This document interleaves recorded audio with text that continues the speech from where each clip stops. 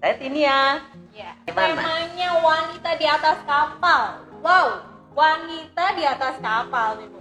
Biasanya kapal identik dengan kaum pria, Dunia laki-laki. dunia laki-laki.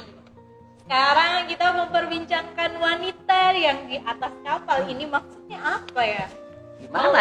Gimana ya? Kok bisa ada wanita di atas kapal nih? Nah, Jangan bayangkan pada zaman sekarang itu banyak kapal-kapal penumpang ya yang bisa dinaiki oleh para perempuan. Tapi pada zaman katakanlah abad ke-15, di mana kapal itu satu sarana transportasi yang cukup mahal dan cukup eksotik ya untuk yang tidak sembarang belum orang. sebanyak sekarang ya armada Gitu. kapal itu.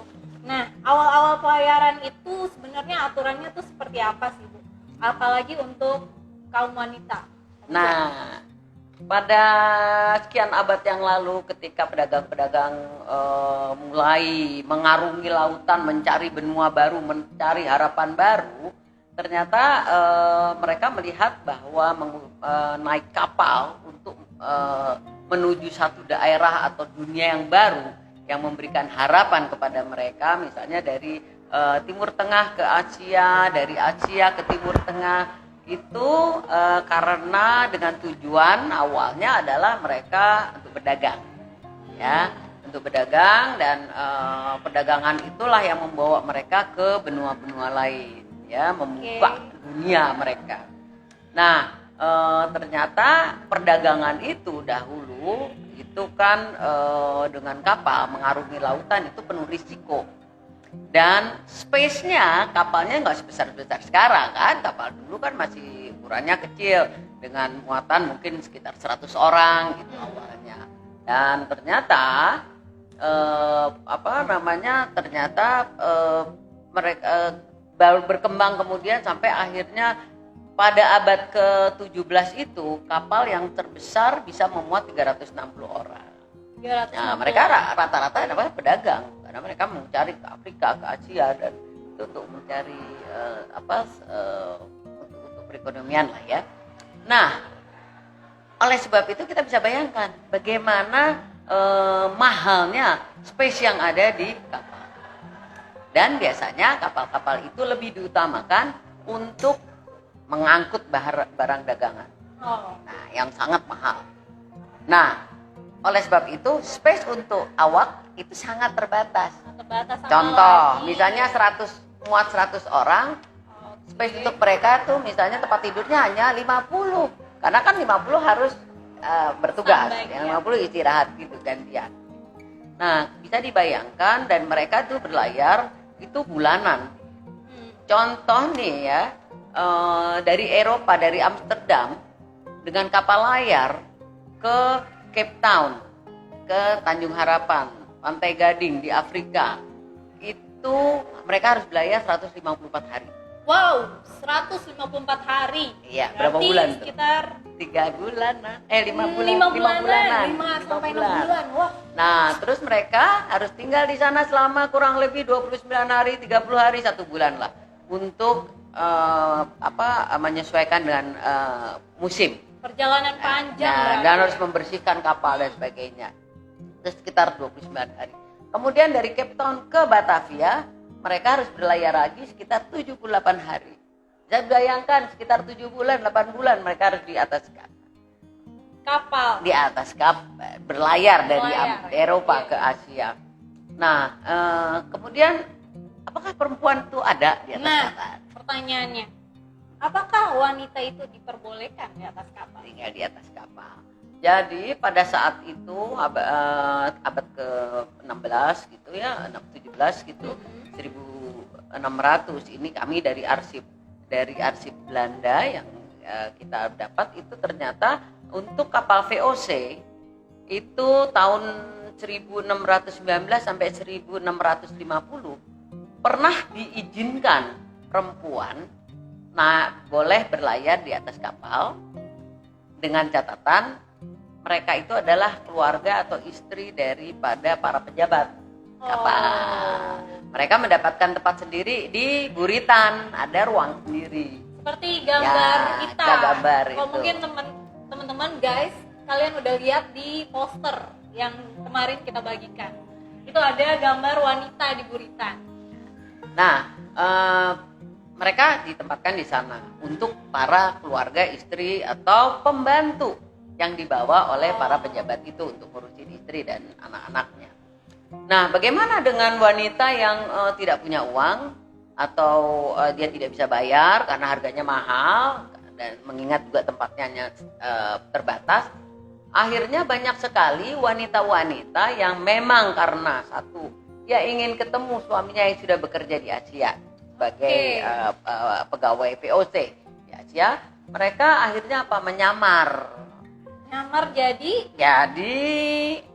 laki-laki untuk Ya, bisa ABK. bekerja di atas kapal. Gitu. Karena dulu belum ada pemeriksaan dengan pakaian penampilan laki-laki sudah dianggap seperti udah laki-laki yang penting mereka bisa ABK. kerja. ABK saja gitu. Nah, atau mereka sengaja perempuan yang diselundupkan oleh para ABK gitu. Untuk apa? Mereka bisa melakukan pekerjaan perempuan karena kan terutama kalau kita lihat ini kan ada berlapis kapal-kapal itu. Jadi kehidupan yang paling bawah itulah di dunia di kalangan para buruh-buruh ABK yang rendah ya, buruh rendah itu yang pegawai kapal yang paling rendah itu biasanya perempuan-perempuan diselundupkan di sana gitu. Sampai seperti itu berarti ada larangan wanita di atas kapal. Nah, kenapa tuh, Bu?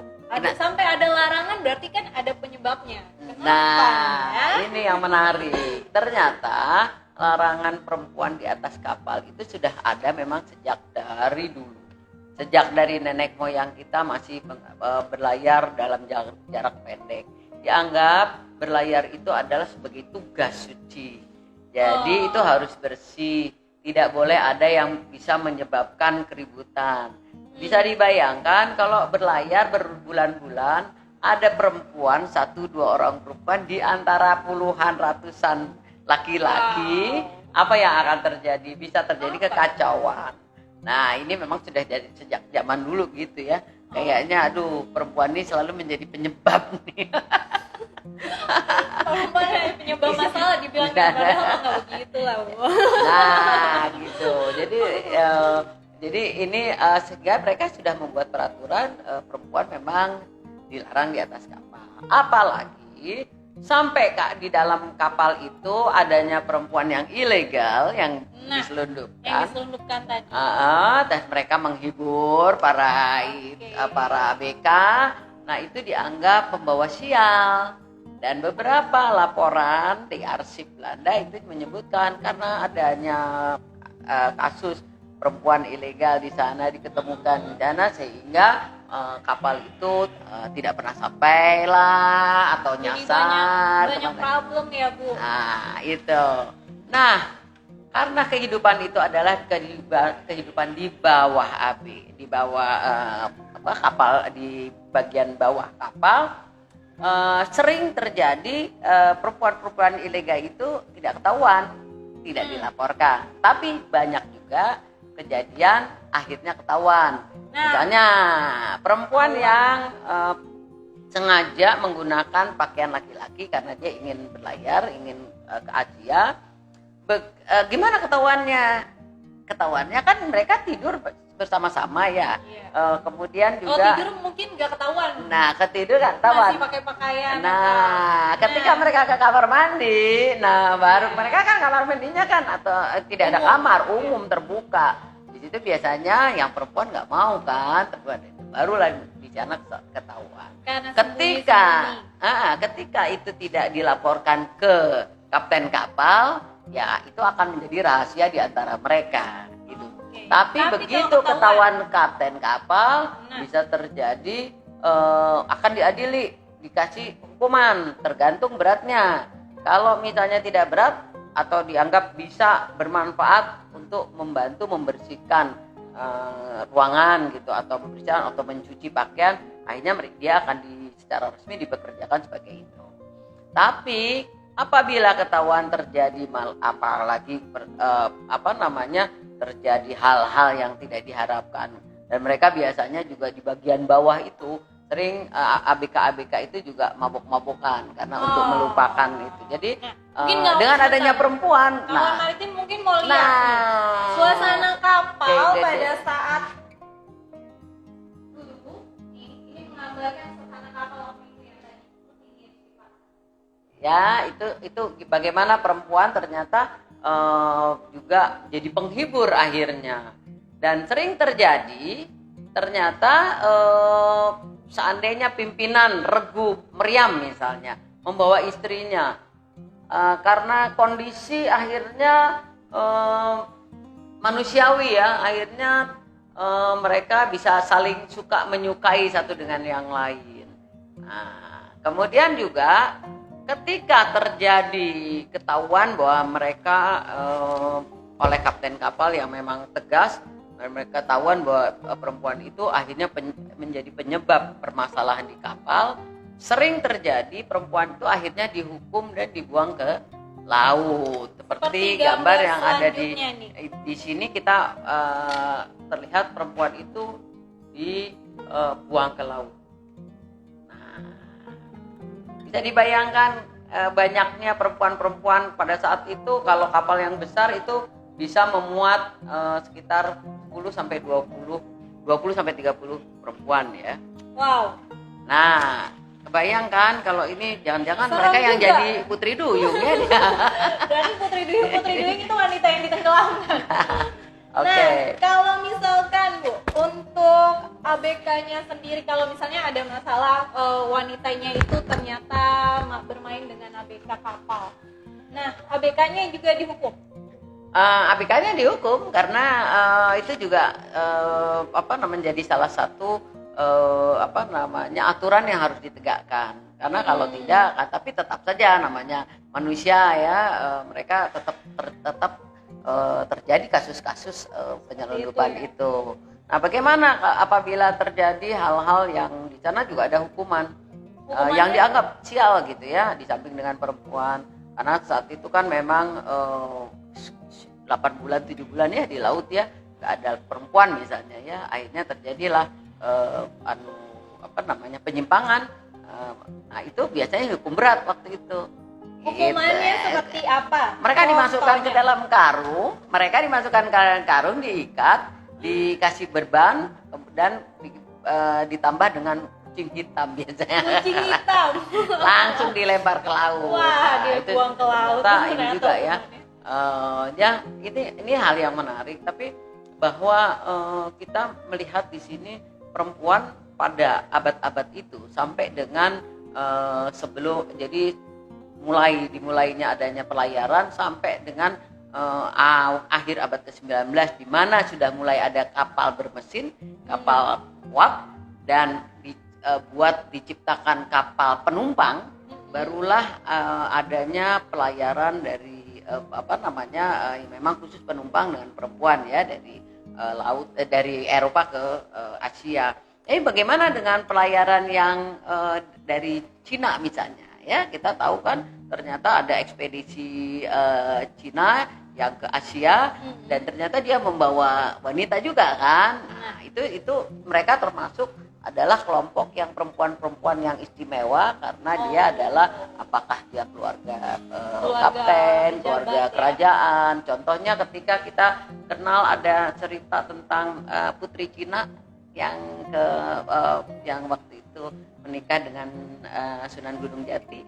Nah, itu juga, atau Cheng Ho juga membawa sejumlah perempuan-perempuan yang memang dibawa untuk ikut berekspedisi. Jadi sebenarnya perempuan itu ada, tapi memang dibatasi sekali gitu, dan mereka juga terbatas ruang geraknya karena itu tadi mereka harus ada di antara orang-orang yang sekian bulan tidak melihat perempuan. Agak serem ya Bu, jadi wanita saat itu. Nah, ini ada pertanyaan Bu, bagaimana kalau wanita-wanita yang ikut berlayar di Nusantara? Nah, kalau yang di Nusantara saat itu memang itu lebih ketat lagi sebenarnya dengan di Eropa ya, sangat menurut lontar yang ditemukan di di Sulawesi ya, itu bahwa ternyata memang perempuan tidak dibenarkan untuk berada di atas kapal. Apalagi kapal-kapal Nusantara waktu itu kan kapal antar pulau ya, yang kecil-kecil tuh itu biasanya memang jaraknya juga tidak sampai seperti mengarungi lautan lepas dengan berbulan-bulan. Jadi tetap waktu pada masa-masa itu memang perempuan tetap tidak dibenarkan, kecuali perempuan yang hanya di atas sampan ya, dia di pantai itu nggak apa-apa karena mereka hanya mencari ikan. Tapi untuk berlayar mengarungi lautan itu biasanya perempuan-perempuan tidak dibenarkan. Gitu. Nah, pernahkah ada perempuan Asia ke Eropa?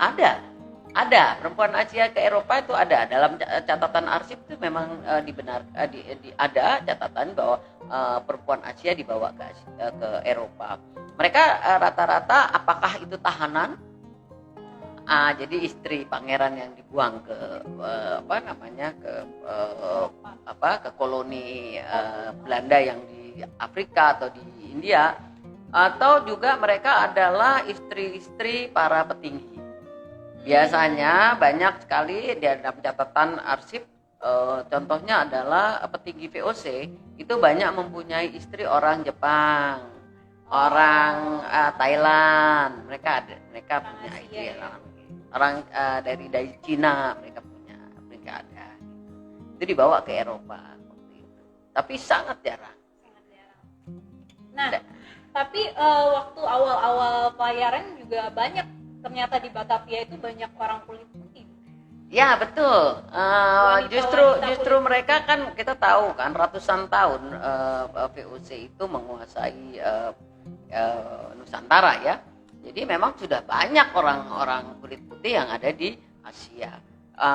Dan tahun 1619 sampai 1650 Jan Pieterszoon pun pernah mengizinkan bahwa dan punya program mengirim wanita-wanita Eropa ke Asia, ke Batavia, dengan harapan mereka mau tinggal di sana dan menikah dengan orang-orang Belanda yang ada di Batavia, sehingga menciptakan koloni kulit putih. Gitu. Tapi ternyata program itu gagal.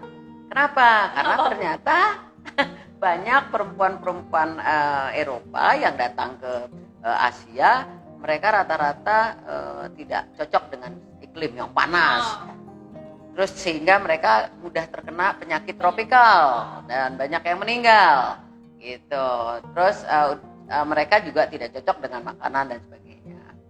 Dan sehingga mereka akhirnya banyak yang kembali lagi ke Eropa. Kemudian yang lain lagi adalah ternyata para serdadu-serdadu VOC yang di Asia itu lebih suka mempunyai istri orang lokal. Karena berbeda. Kenapa? Mereka bisa dijadi satu, mereka bisa menjadi pemandu, penghubung dengan orang lokal gitu. Mereka juga mengerti bagaimana memberikan informasi dan sebagainya. Jadi disitulah akhirnya lahir banyak wanita Indo-Indo. Nah, Indo-Indo ini ternyata terutama perempuan itu disukai oleh para serdadu-serdadu kulit putih. Nah, inilah akhirnya ternyata program mengirim perempuan-perempuan dari Eropa ke Asia itu dianggap gagal gitu. Salah satu yang terkenal adalah kita tahu mungkin teman-teman pernah dengar di Pulau Onrus ya, Kepulauan Seribu, ada makam Maria van de Velde.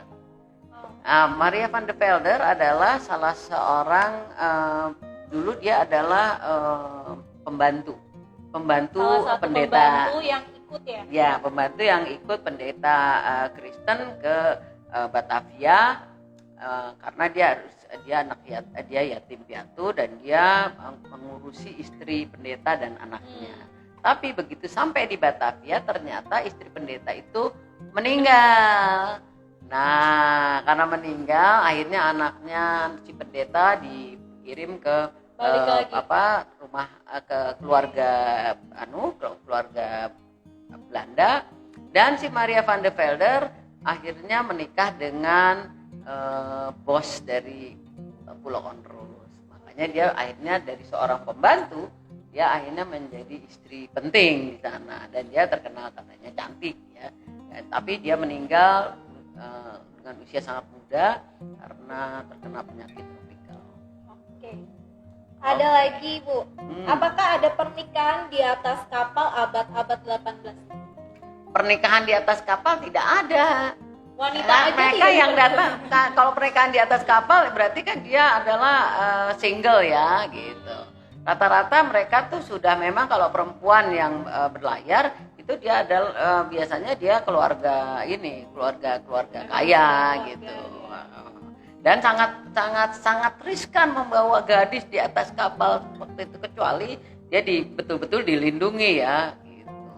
Dan memang tujuannya bukan untuk menikah kan di atas kapal itu untuk perjalanan. Karena